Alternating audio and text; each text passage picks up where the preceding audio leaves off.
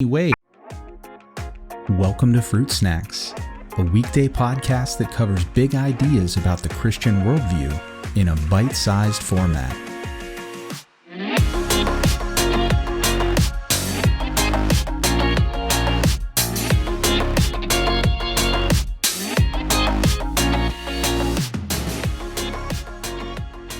Hey everyone, welcome back to another Fruit Snacks.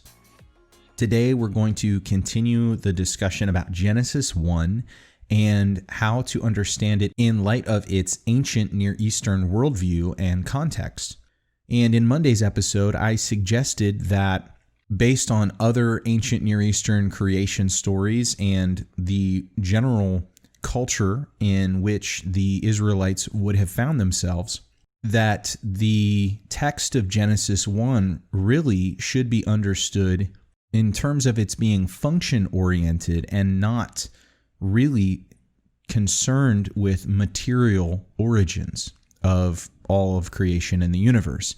And as I said, that's not to suggest that any ancient Israelite would have thought that somehow God didn't make everything material, but for them and for all the other ancient cultures, just material stuff by itself wasn't really all that interesting.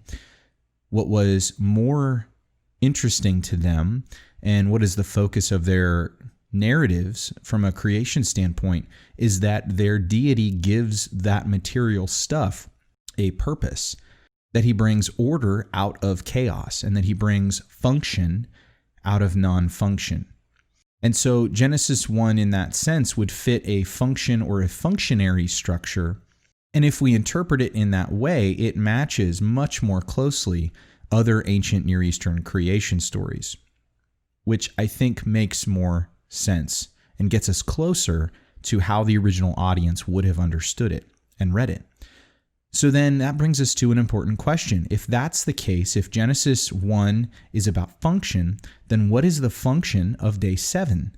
Because from our modern perspective, nothing happens.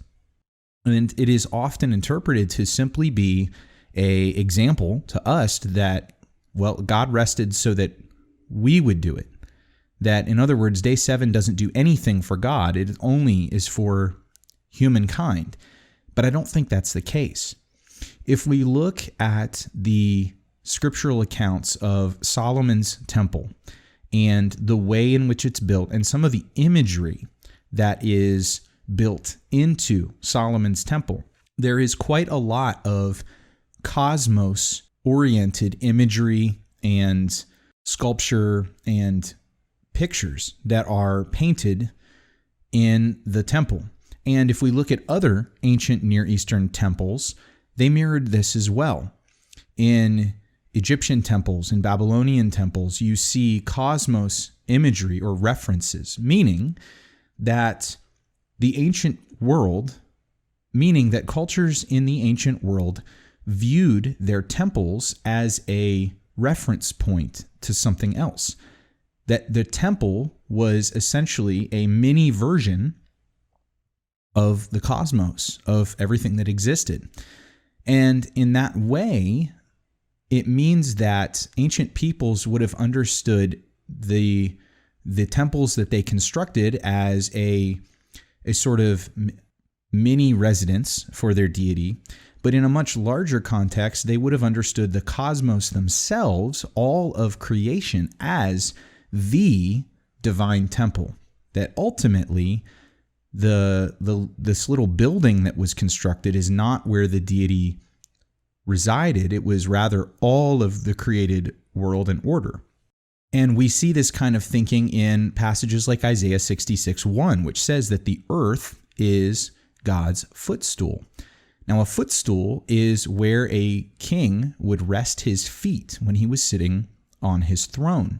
And so if the earth is his footstool, then that obviously means that the rest of creation, the heavens, and so on and so forth, are not only where God's throne is, but it's all his throne room, and it's therefore all his temple. And this principle is, I think, really key to understanding the significance of day 7 in the creation account. In ancient thinking, a temple was not complete until the deity rested within it.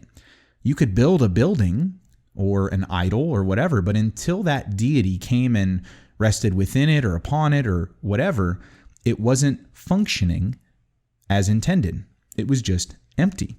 It was a carcass rather than a divine residence.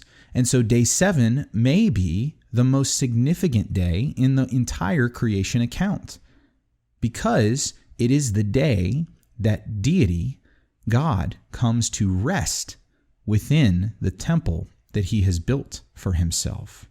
And now, at this point, the temple is complete. And everything that follows from day 8 all the way up until now can happen because all the essential preamble of the temple and its functions has all been established, and now we can get to the business of actually doing the day-to-day stuff. Now in Genesis, we see that Eden served as divine headquarters. It was HQ for God, but that all of creation was essentially the temple. And therefore, what we see with Adam is this idea that Adam was intended as a functionary by God to act as both a mediator or a priest between God and the rest of humanity. Not necessarily in an official priestly capacity like what we see in the Levitical period, but that God intended for Adam to be the mediator between him and the rest of humankind. And that is why in the New Testament we see Jesus contrasted with Adam, because in so many ways Jesus is like Adam, except where Adam failed, Jesus has succeeded in being our mediator between God and the rest of humanity. So once again, if you're interested in this kind of interpretive framework for Genesis, I will highly recommend The Lost World of Genesis 1 by John Walton and Scripture and Cosmology by Kyle Greenwood. Thanks for listening, and I will see you back here tomorrow.